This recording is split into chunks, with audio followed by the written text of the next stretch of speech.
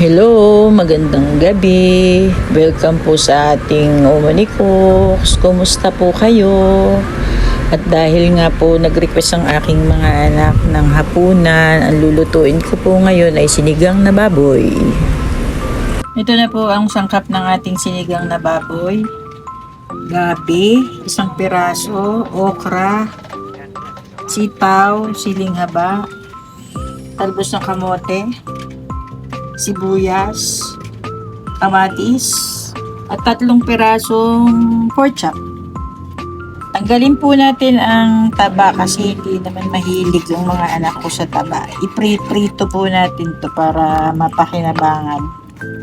Tanggalin lang po natin lahat ng taba. Ayan na po siya.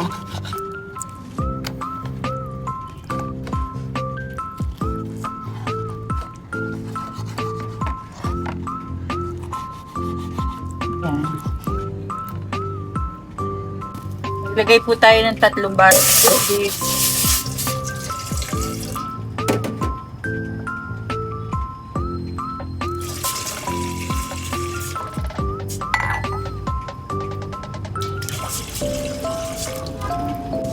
Lagay na po natin ang ating kamatis, ang ating sibuyas,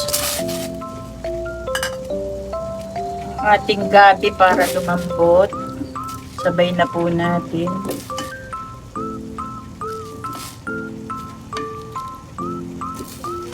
Para maluto siya. Ayan na po. Pakuluin po natin at takpan for 10 minutes. Ito na po ang ating pinakuluang gabi. Lalagay na po natin ang pinakang karning baboy.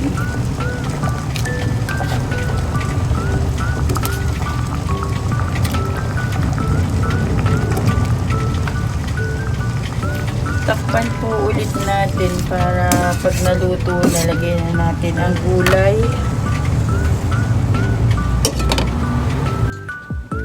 Lagay na po natin ang ating mga gulay. Ating okra, ating sitaw, natin. Tapos ilagay na rin po natin ang ating kanuma. Ilagay po tayo ng sinigang mix.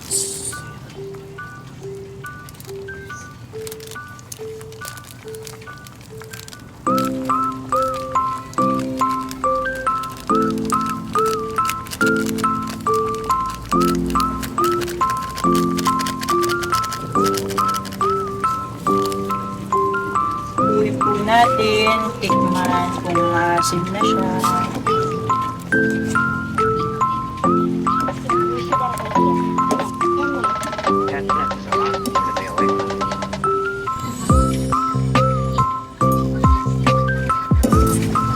Lagay na rin po natin ang ating patis. Lagay na po natin ang ating patis. Isang ganito lang po. Tapos lagay natin ng konting asin. Kalahating kutsara. Tapos betchin.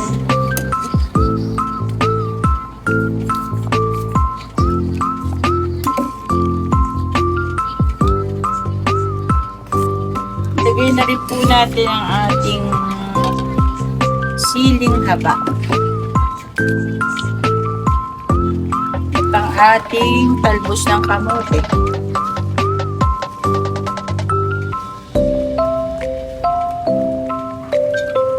Lagay na po natin. Nakapok lang po ang talbos ng kamote para masustansya. Masarap. Yan na po ang ating sinigang na baboy. Po siya. Kain na po tayo ng ating hapunan. Yan na po guys. Patayin na natin.